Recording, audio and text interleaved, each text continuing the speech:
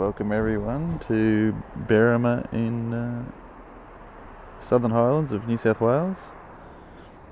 My name's Michael Oud, and first and foremost just want to pay my respects to the Gundagara people, who are the traditional owners of this land, and we always pay our respects to their elders, past, present and emerging. So I'm just here and just going to take a wander around.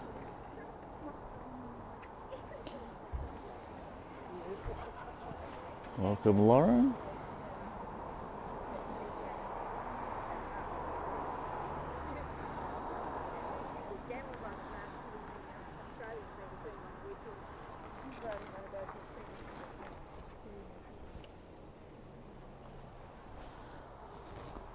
Now this first little bit here is I think it's a war memorial of sorts. Hey Ken, welcome to Berrima. Lots of leaves on the ground, being winter.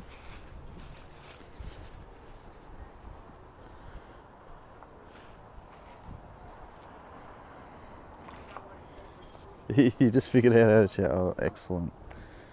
Yeah. All these things take time. Now, just going to point this out, this big tree above us here in the sunshine. It's about 9 degrees Celsius, around 48 Fahrenheit. So it's nice and crispy but sunny today.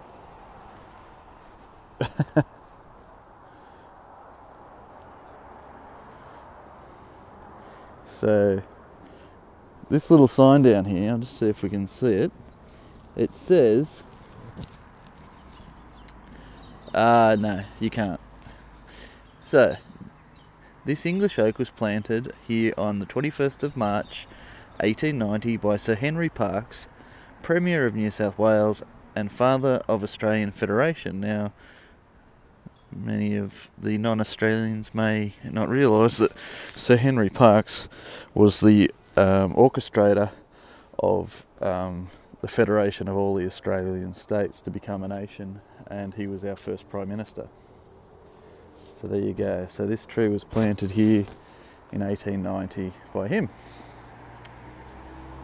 And just to give you a little bit of background of Berrima, it was founded in 1831, and it's known as a great example of a largely still existing Australian Georgian town, so of the Georgian era, so 1830s and sort of mid 1800s. So this is the local memorial, Anzac Memorial.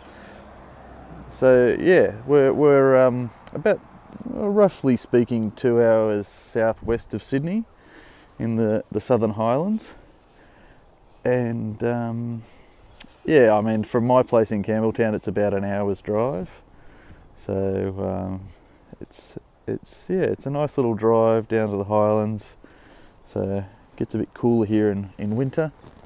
It's a bit more elevated. It's a nice little town with a lot of history.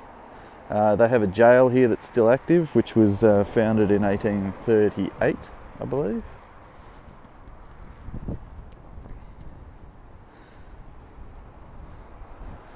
And these days it's it's a little bit more of a haven for the well-to-do to come and have their nice Highlands getaway. Yeah. Hey Pete, how you going? So what I'm going to do from here, I'm just going to wander down this street here, because the thing about places like this is it's kind of spread out, so it's hard to take you on one single walk to see everything, but I thought this was not a bad place just to give you a little feel for what's here. And I can walk down this street, and this town is full of all these old sandstone cottages and things that were very typical of that era, sort of mid 1800s, early to mid 1800s. So you can have a look at some of these. And most of these are sort of businesses and things now, like bed and breakfast or restaurants and things like that. So a gentrification of sorts, you might say. Hey Jay, how you going? Welcome. So Jay, I was just saying we're in Berrima, which is a couple of hours southwest of Sydney in the New South Wales Southern Highlands, and the town was founded in 1831, and there's a lot of original buildings sort of still here, so it's quite a nice historic place to visit that is largely intact.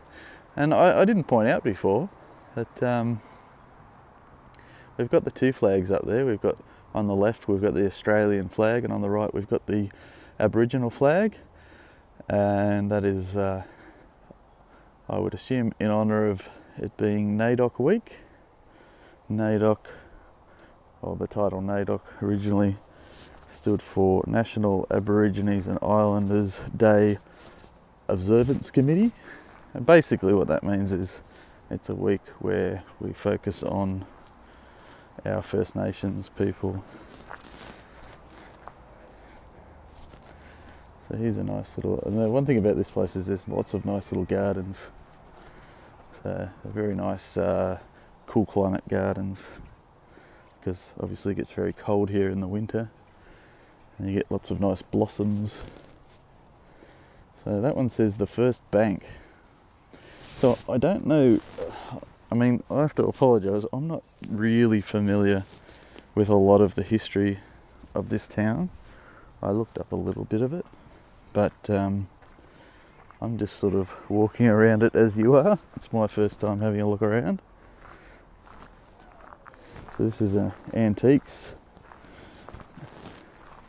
Well, you know what I think, Ken? I think probably the tin roofs were common a bit later on, but I imagine originally these wouldn't have been tin roofs. These would have been perhaps slate or something else. But I think later on in the 1800s, the tin roof, like this sort of weatherboard type cottage, which it's hard to see from here, but I think that was more typically a tin roof later on, or these days colorbond. It's not tin roof anymore. We don't make tin roofs. But just coming out of the, and look at the, also look at the scale of these trees.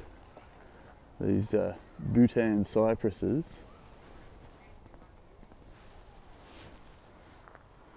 Cupressus tortuosa. Yeah, there's a lot of that sort of thing around here, Ken. There's these sort of, you know, avenues and things like that. But this is a nice little cottage garden here that they've got going on. I mean, it's in its winter phase at the moment, so probably doesn't look quite as spectacular. If it comes springtime, I'm sure it'll be full of life and colour. It's a nice little old homestead. Yeah, it is. Yeah, it's very, very nice.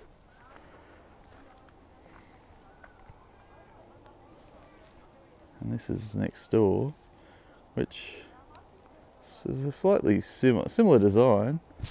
Hey Richie, welcome to Berrima in the New South Wales Southern Highlands.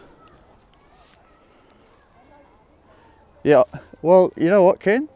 Sorry, I'm just doing a bit of practical work in the background here. I was actually going to say that, Ken. Cape Cod is, I was trying to think of a name, but yeah, I'm not familiar with the names, but yeah, that sort of, I guess that kind of vibe, isn't it? In those sorts of places. Well, that's a good US reference, I guess.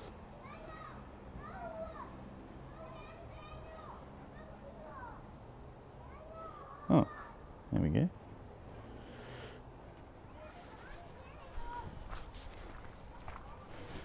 So I'll just walk through here. So this is another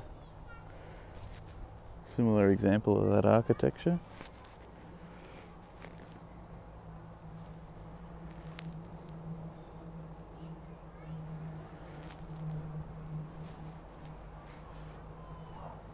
Now this, I believe, is the Victoria Inn, built in 1834. Yeah, okay. Yeah, well, I was trying to think of a good comparison, sort of era-wise and architecture-wise. And I was thinking, you know, New England and that sort of thing, but I wasn't sure exactly where you would describe this as. But I'll take Ken's word for it, because he knows more about those things than I do. So here's the sign. Victoria Inn, 1834. And by the way, I guess this won't be much use to replay viewers later on, but if you're watching this live or recently, southern coastal Maine, yeah, okay. Well, like I said, it's 1830s, 1840s era, that sort of thing. So it's all that kind of stuff. But yeah, if you're watching this sort of now or recently, I've done a few Snapchats while I've been down here to show a little bit more around the place, so you can sort of see little snapshots, and I'll probably put a few things up on Instagram as well, so you can kind of get the idea. And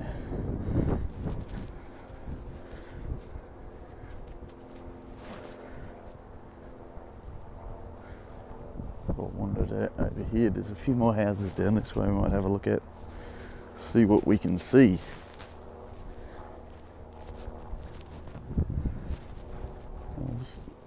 So they got their little garden out the back there. Yeah, it is, Ken. It's quite a nice, quaint little town. Like I said, it's a lot of historic, you know, buildings and residences, and it's been kept that way. And as you might notice, all around the place, they've got these no coal mining signs on a lot of the properties. So they're trying to prevent. Yeah, it is, Ken. A lot of people like coming down here. It's like a nice weekend getaway. I guess it's like you were saying, Cape Cod and that sort of thing. It's kind of like where the the more affluent people might have a house down here, and they've got their house in the city, and then they'll come and have a getaway down here in the Southern Highlands. And Berrima is a very popular place for that sort of thing. But it's also a nice place just to come for a day trip down from Sydney, and it's very picturesque. It's very peaceful. It's a nice place to visit.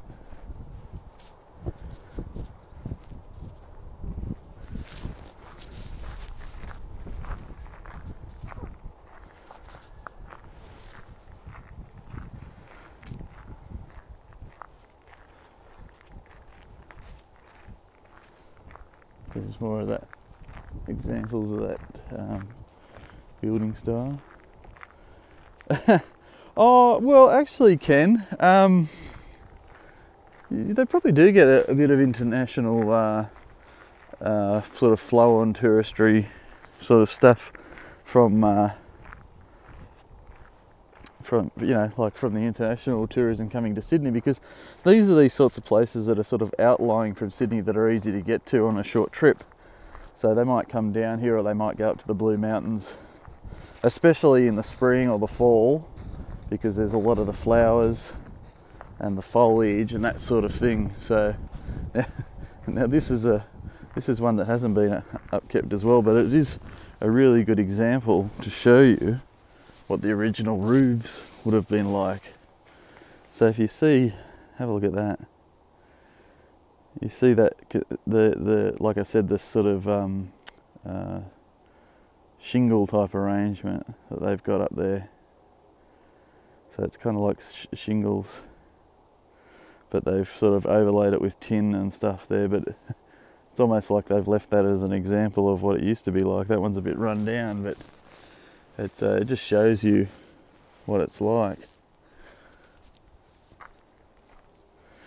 Yeah, well, it's not really lattice so much as it's like a shingle. Like it's just got the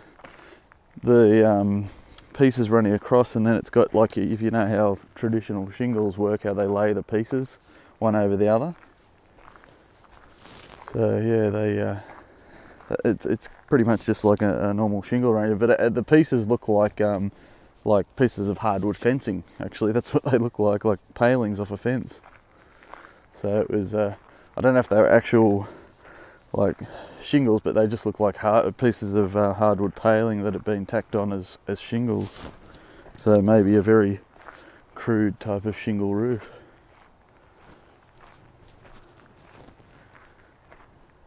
See, a lot of these places have been restored nicely as bed and breakfast and that sort of thing, so they're quite, you know, been kept up in good condition. But obviously there's a few places around that aren't in such fantastic condition.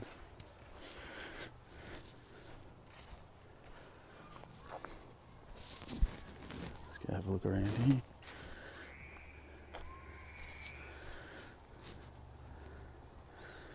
See. You see a lot of these houses that have the verandas around the outside like that or whatever, and that design was to keep the temperature regulated in summer particularly. So there you go, that's what I was saying about stop the Hume coal mine, because obviously there's a lot of history in this town, and they don't want their environment polluted. They want to save their water supply. There's these really tall pine trees here.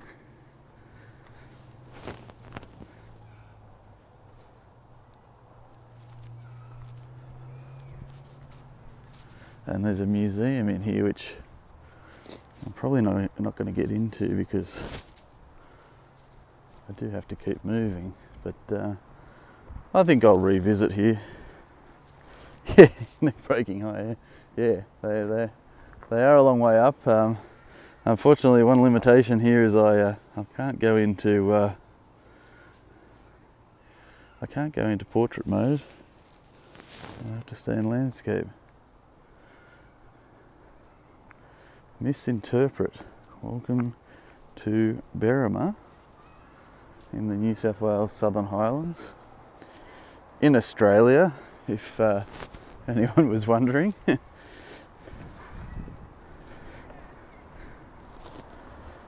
Josiah.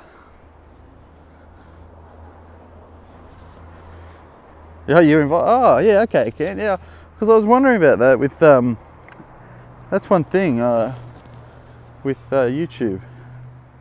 I'd like to yeah, the sharing capability is one thing I'm a bit curious about, how well that works. So that's good if you can invite friends.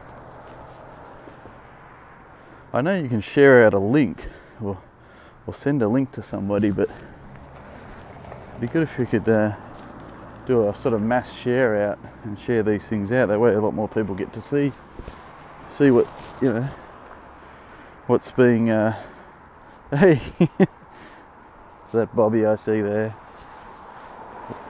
Gotta tell you, this is an unusual experience for me.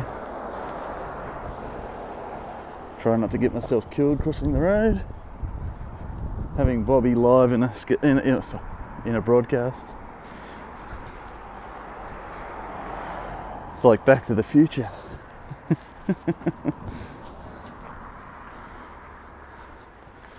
So Bobby, I was just saying, as I said, I'm in Berrima, and this is a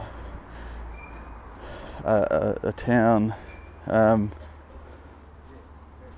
Okay. Yeah, exactly. Yeah, Ken, that's right. You can't invite YouTube followers, but this town was established in 1831, and it's a good example of a fairly intact Georgian Australian town. So it's got a lot of original. Anybody into the AMGs? It's got a lot of original. Must be the MG club meeting here, but it's got a lot of the original. You know, sort of buildings and whatnot from the early to mid 1830s. Yeah, so a lot of people come on drives and stuff down here, like the yeah, the MGs and all that, hobbyists. Here's another one. Here's another pretty cool one. Look at this.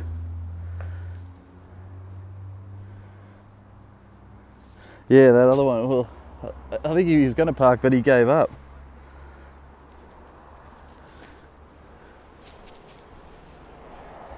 This is a Cortina with a Lotus badge. It doesn't look like a Lotus, is it? Look at that, eh?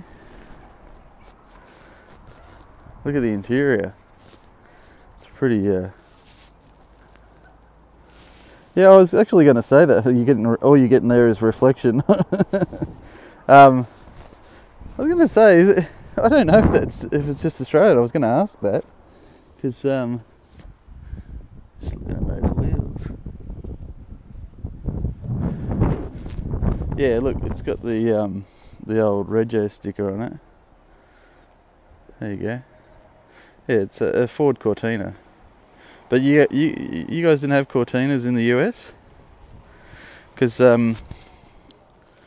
yeah, Ford Cortinas were pretty big here up until I think they finished them in the 80s. Yeah, take it for a spin. I don't have the keys. Anyway, let's get back to looking at the town. There's a couple of nice old buildings up here. You never heard of Cortina? Oh, it must be. Maybe it was just an Australian thing then, I'm not sure. Here's another small cottage, another one of those sort of weatherboard cottages. It's been done up very nicely. Oh, look, speaking about Fords, do you guys have the Ford Escort? This is a nice old Ford Escort Mark 1 here, in the nice green. They must be having the car club meet up. There you go, it's a Mark 1 Escort. So this building here is Hampton Court, and it says James Jeremy Higgins was granted land title on the 14th of February 1835. Magistrate Wilshire's residence from 1873 to 1891. So that's what this one is. A car meetup.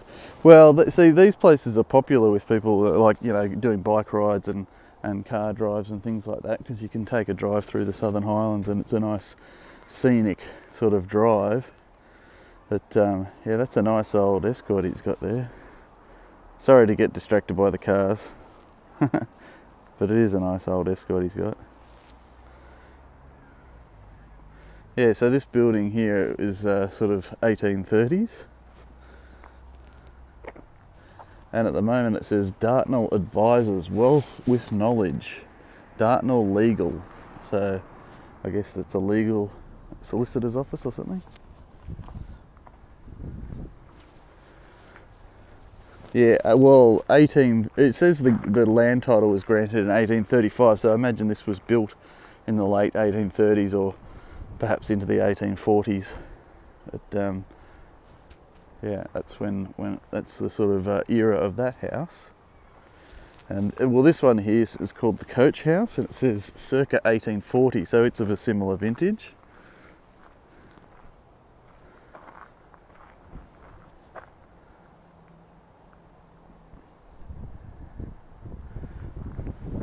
Well, yeah, I mean, in terms of Australia, I mean, European settlers have only been in Australia since 1788.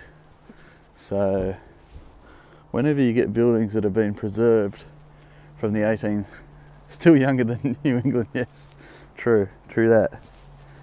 Whenever you get buildings that are from the sort of 1830s, 1840s era, it's you know, they're quite historic buildings. So this one doesn't have much information other than it's an antiques store.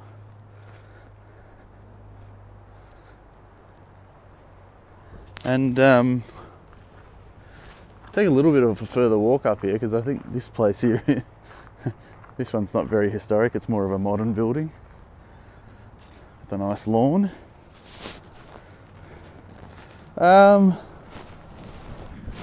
Probably allowed inside, but I'm going to keep walking around because I don't want to sort of get bogged down looking into things. I'm just going to have a walk around and see the town, because I do have to get moving again. So I just sort of wanted to take a wander through the town and show what's about.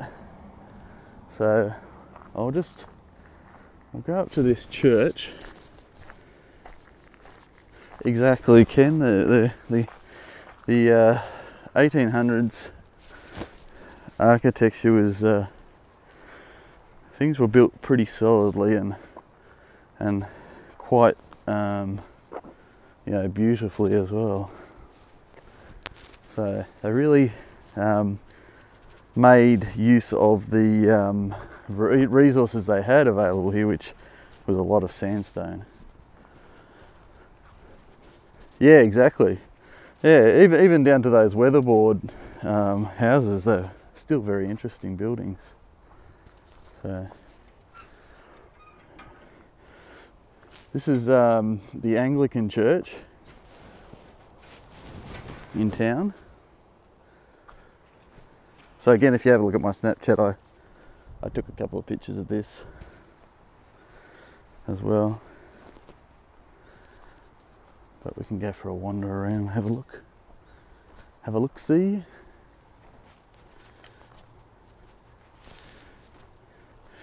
Yeah, I did take some pictures of this church on my Snapchat, yes. Yeah, you would have seen this one already if you've looked at that. This just gives you the ability to have a walk around and see what's here.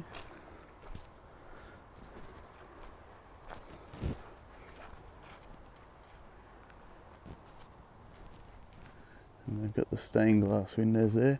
I won't go inside the church because I don't know whether they've closed it up now anyway. It was open earlier. But yeah, so yeah. Well, it'd be quite strange to have one from 1742 in Australia. As I said, there was no Europeans here prior to 1788, so the Gundungurra people were here for 40,000 years prior to that. So they were definitely here in 1742, but not the Europeans.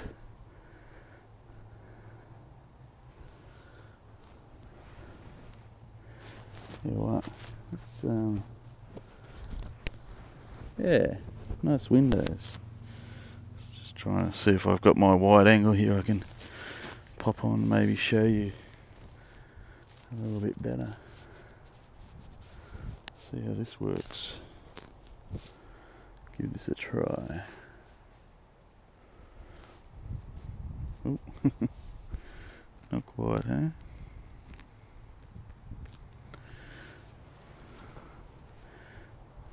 It's a bit fuzzy. Oh, Josiah out.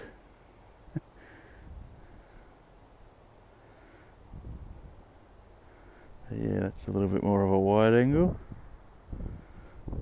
I might take that off and just... I like the crisper picture without it at the moment because I've only got the clip on.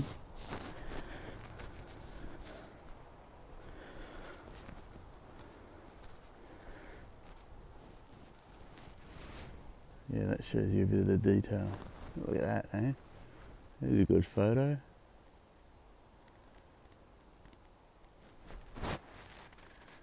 Yeah, I think it's to do with that having the clip on rather than the case with the wide angle. It doesn't quite work the same.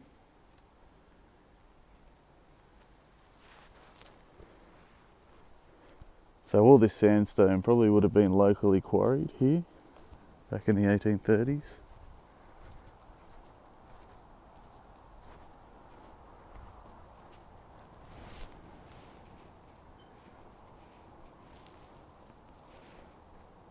Yeah, that's right. You can take the screenshots, but you can't really share them out very easily. Yeah, the windows are really quite intricate with their detail. And so they've got the screen over there to save the damage, but you can see all the original glass work.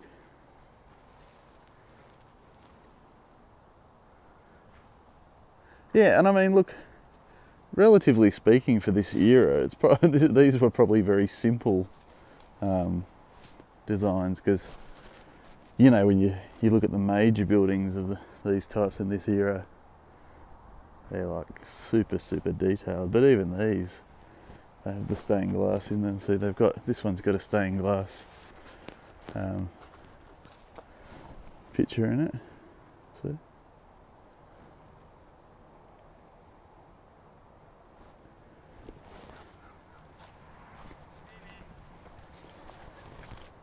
Go back around to the front here again.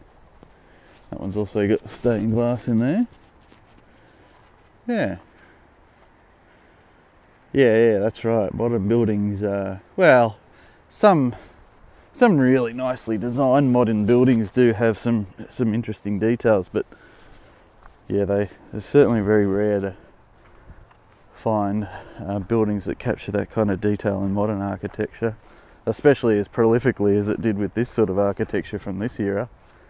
You know, everything had intricate detail, because I guess it's one of those things when there was less machines involved and more hand, you know, crafted work. People spend a lot more time on detail, focusing on it. So let's make our way back down. Everybody be wondering where I am, where I've got to. Yeah, exactly. Workmanship and pride in your work. Whereas if it's all being mass manufactured by machine, I imagine you're you just want to punch it out and make it functional. And also, I guess economics dictate a lot of that as well. Look at the size of these trees. That's one thing about down here in the Southern Highlands, you get big trees, and they're old. There's a big pine tree.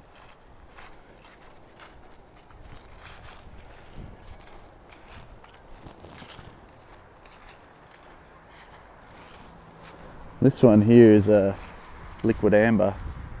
It's got no leaves on it at the moment, obviously. But all the leaves on the ground. Yeah. I mean, you look at these, a few different types of trees here. And these are sort of got different habits about them, but this one is very thick.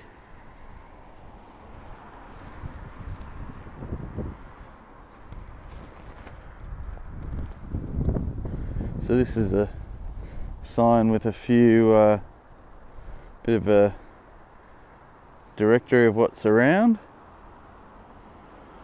So the Berrima Courthouse, I got that on the Snapchat as well.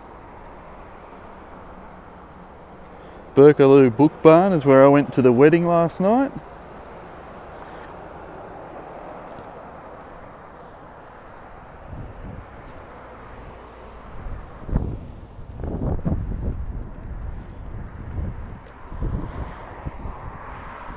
And I'll circle back around to where I started.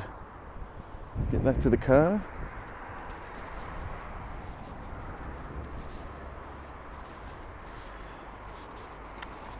Yeah, it's a very nice place to have a wedding. I wouldn't say any of the trees are native, no.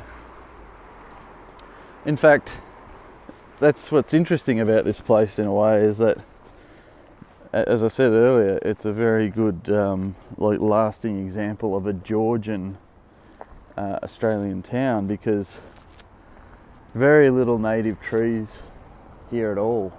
They're all exotics. They're all brought in from, you know, Europe and that sort of thing. So pretty much all of the trees you see here are the sort of cold climate trees from Europe, or perhaps you know ones you might see in North America as well. But they're all those sorts of trees that you know you'd be familiar with in the Northern Hemisphere more. But they're certainly not native to here, that's for sure. I mean, I'm just trying to spot one native tree actually. The only native trees were actually up back where we were up at the church, where there was the eucalypts, and they were definitely native trees. But all of these conifers and this sort of thing, they're all introduced exotics. all the pine trees, all that sort of thing. So this is back where we started. See, back here again. Just done a bit of a walk around. So might just head down here, back down to the playground where people are having picnics in the park. Deja vu, that's right. Well, you know, not everyone was here at the beginning, I guess, and some people might start at the beginning, some people might not. Well, I guess lots of people will start at the beginning, I suppose, on replay. It's just a matter of whether they last until the end.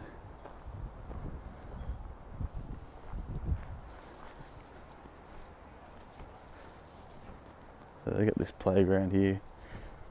The kids can play on all the equipment here, while their parents go and do boring things like walk around the town and live stream. So this is a bit more of a wide angle of where we were walking down along that street earlier. Show you the big Bhutan cypresses, which are a very popular windbreak tree. Look at the size of them.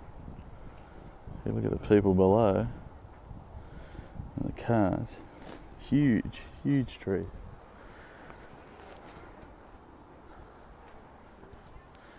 Yeah, so like I said, it's giving it a heart. You can just tip like once. That's the important thing on YouTube. But yeah, it's 9 degrees Celsius, 48 Fahrenheit. Everybody's rugged up, but it's a nice blue sunny day. So that's good. So you can see all the play equipment over there, all the kids going nuts.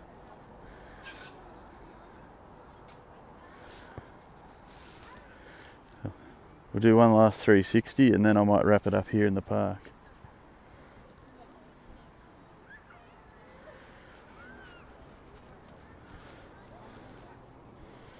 Alright, so we'll give you some blue sky. Yeah, Ken, it tells me that there's 2 people live, but I'm not sure exactly how accurate those numbers are every time. But it shows me who's watching live at any given time, but it doesn't show me who's watching. It just tells me that somebody is watching, so you can't see who's here until they comment, and then I can see. So I would assume that it's Ken and Bobby are the ones that are still here. So so there you go. Anyway, I'm going to wrap it up here, and yeah, check my Snapchat, check my Instagram, all those things. Yeah, you and Ken, that's it. So anyway, I'll catch you next time. Thanks for watching. Bye bye.